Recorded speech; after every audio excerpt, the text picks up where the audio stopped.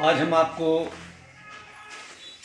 जो है शहीदों की जो जन्मस्थली रही है बड़ौत बागपत डिस्ट्रिक्ट के श्री इकबाल सिंह कवि जो 1857 की क्रांति से लेकर वर्तमान हालात की बारे में चिंतन मनन करते हैं, उनसे बातचीत करना चाहते हैं। इकबाल जी हमारे बीच में हैं। आपका इकबाल जी हमारे चैनल पर बहुत बहुत धन्यवाद। आइए। जैसे इकबाल जी आप हमेशा से देश के बारे में, शहीदों के बारे में चिंतन मनन करते हैं, इसके बारे में आपका क्या कहना है?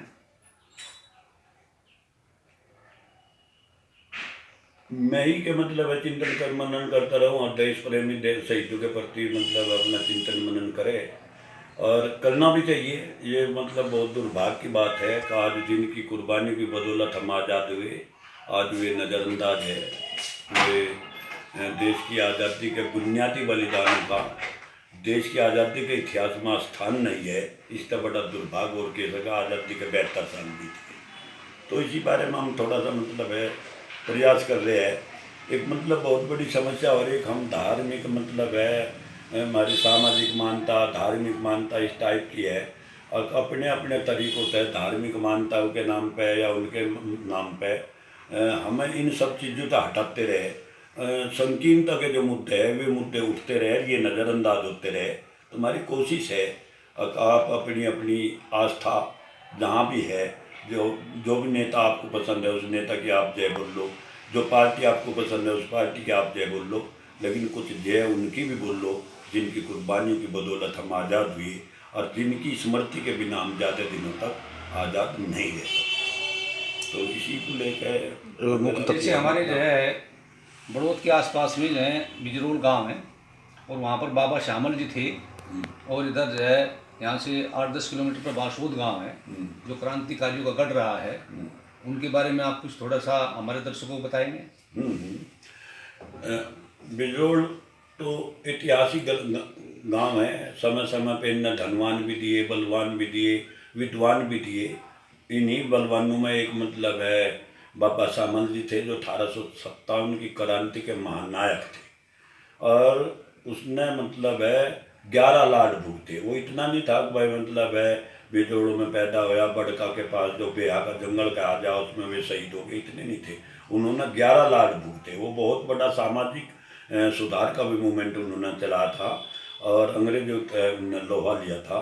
इस लाड़ बसोद का भी बहुत बड़ा योगदान है। वो बाबा श्यामल का सेनानी गांव है ग्राम बसोद और वे भी बड़े फ़ख्र था है बाबा श्यामल को याद करे ग्राम बसोद के लोग। 180 शहीद एक ही दिन में हुए थे वहाँ से अंग्रेजों तक लड़ते हुए।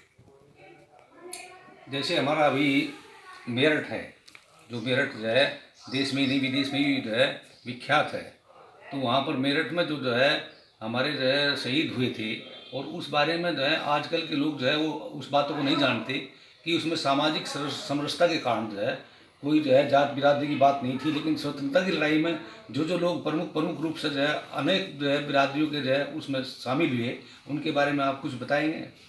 हाँ, ऐसा है मेरठ के बारे में आज अनभिज्ञता बस हमारे बहुत सारे पढ़े लिखे विद्वान हैं जो प्रोफेसर है, विधायक, सांसद भी। यहाँ तक एक बार यहाँ से गए वे आए थे गवर्नर साहब मेरठ में। उन्होंने भी कहा कि वह वीर मंगल पांडे की कर्म भूमि है। वीर मंगल पांडे की यह कर्म भूमि नहीं थी। 29 मार्च 1857 को वीर मंगल पांडे कलकत्ता के पास बैरकपुर जो छावनी है उसी में वे लड़े, वहीं वे शहीद हुए।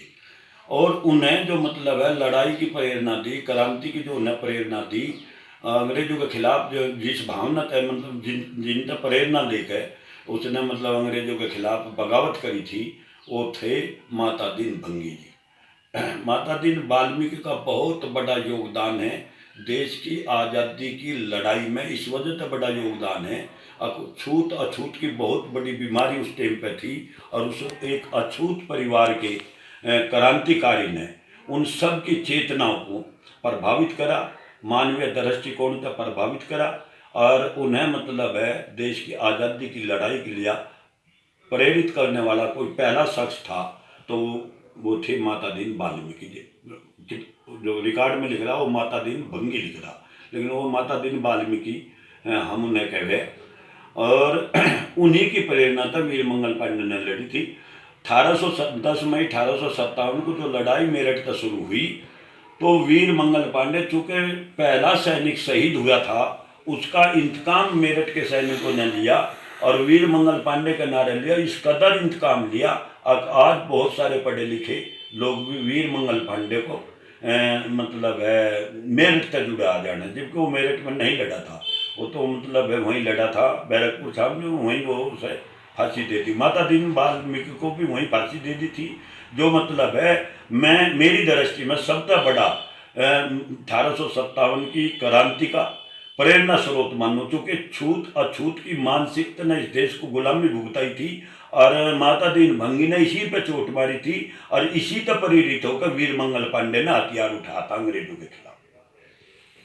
अभी अभी जैसे जो है हम सारे देश के बारे में बात कर रहे हैं, शहीदों के बारे में बात कर रहे हैं, तो मेरा थोड़ा सा जो है, मैं इधर झांसी की रानी लक्ष्मीबाई के साथ में जो झलकारी बाई थी उसके बारे में आपका क्या विचार है?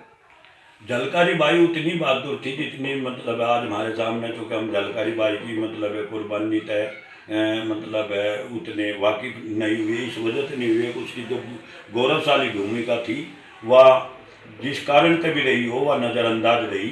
यह दुख की बात है, नहीं तो मतलब है झलकारी बाई की भूमिका का यदि मतलब है को सम्मान दिया गया होता, इतिहासकारों ने कलमकारों ने सम्मान दिया होता, तो आज झलकारी बाई का भी उतना ही बड़ा योगदान लोगों के सामने होता जितना बड़ा योगदान हम महारानी लक्ष्मीबाई का सुनते।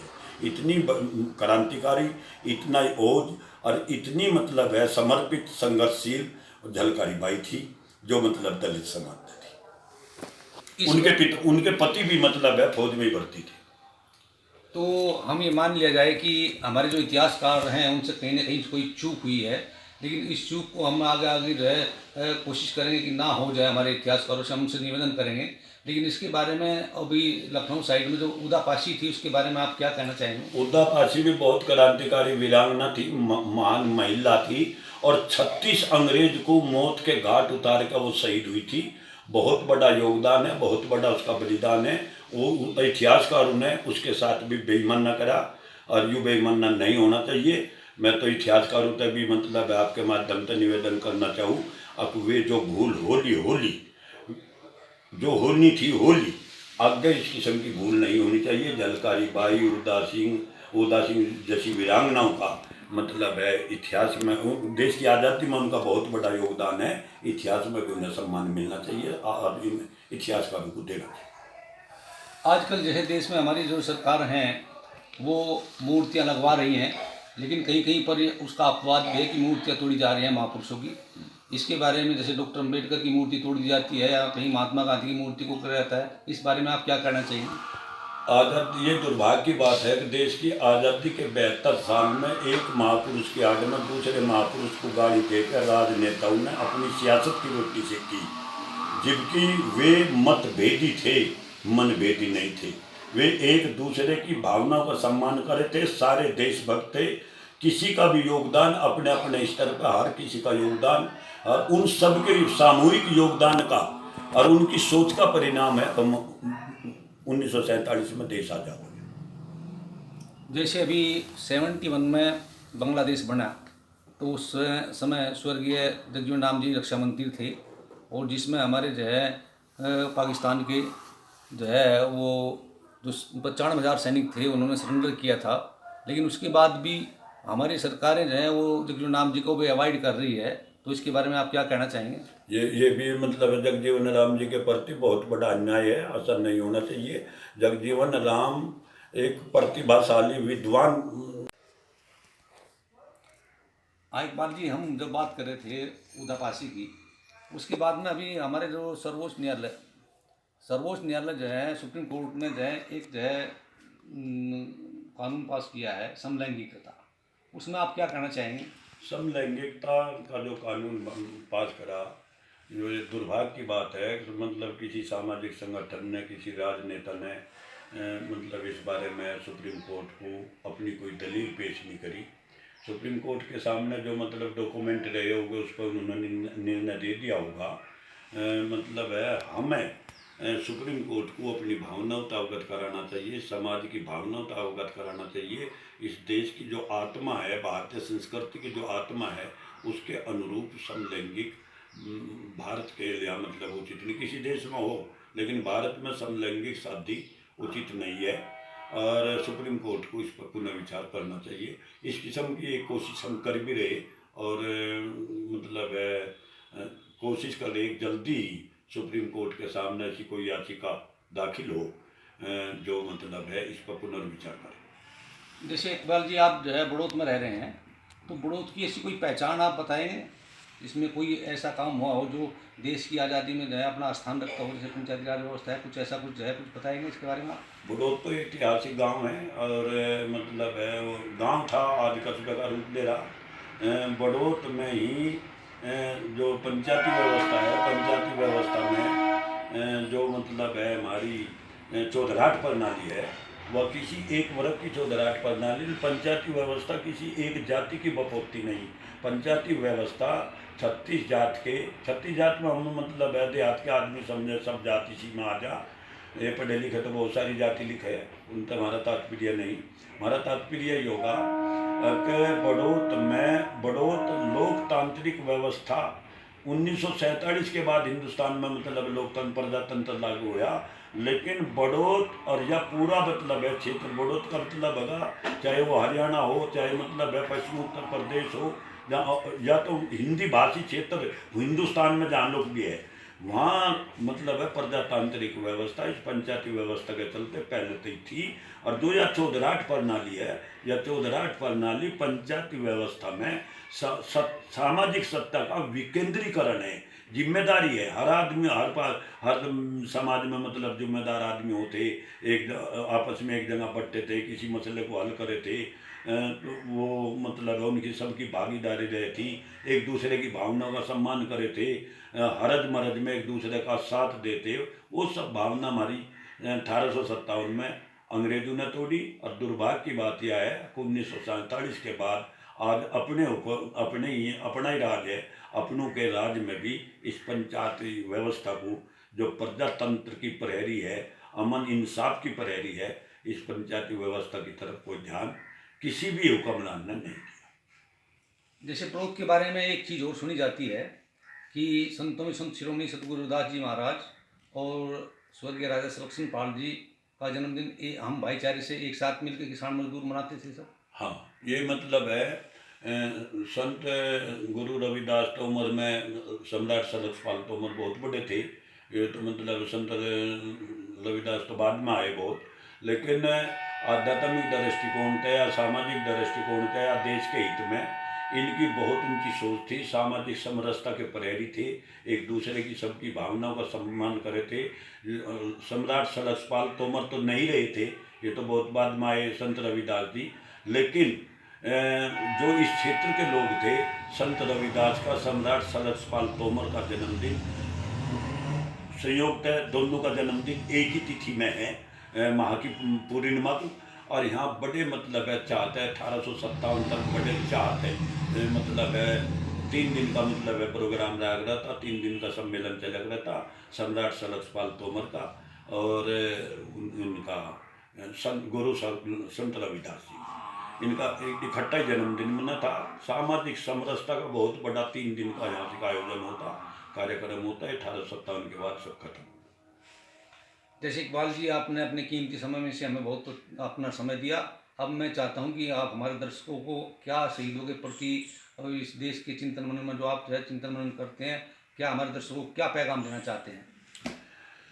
नहीं, शहीदों के प्रति भी मतलब है दूसरा मैटर हो जाएगा, पर जो हमारी मतलब शुरू में भी बात आई, बीच में भी बात आई, जो शहीदों की उपेक्षा हो रही है वो केवल इस वजह से हो रही है कि हम आध्यात्मिक दृष्टिकोण जो हमारे है मतलब है उन्होंने अपनी भक्ति के लिए देशभक्ति को नज़रअंदाज कर रखा, शहीदों की उपेक्षा करा रखी उन्होंने।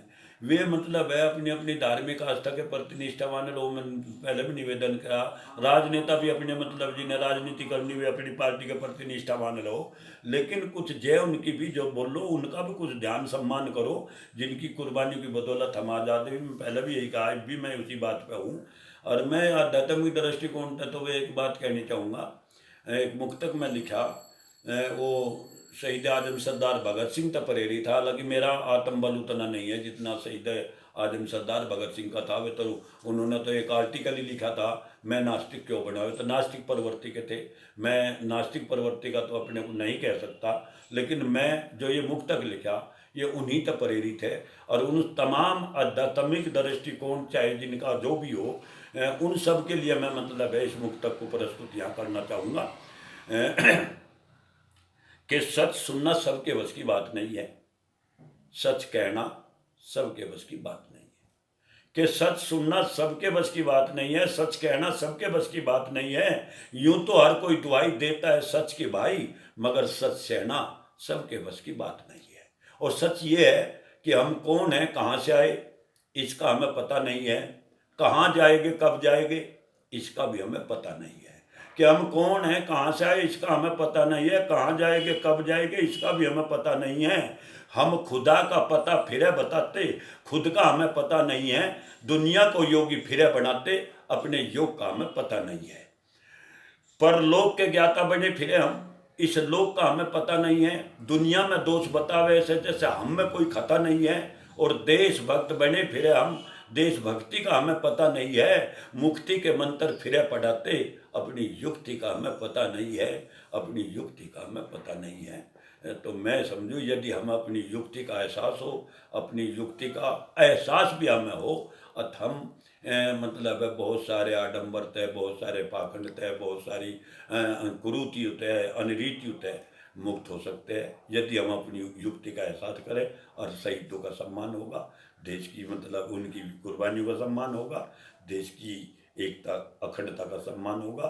जो 1857 की कौमी एकता रही उन सब का सम्मान होगा यदि हमें अपनी युक्ति का एहसास हो। इतना ही कहना। इकबाल जी, हम तो यही चाहेंगे कि आप दीर्घायु हो और स्वस्थ रहकर इस देश में जो है अब आपकी कलम हमेशा जो है आम जन के लिए, न्याय के लिए चलती रहे। और मैं मांगेराम लुहारी और जो है अनिल कैमरामैन के साथ में आपने जो अपना कीमती समय दिया उसके लिए बहुत बहुत धन्यवाद। जय हिंद। आपका भी बहुत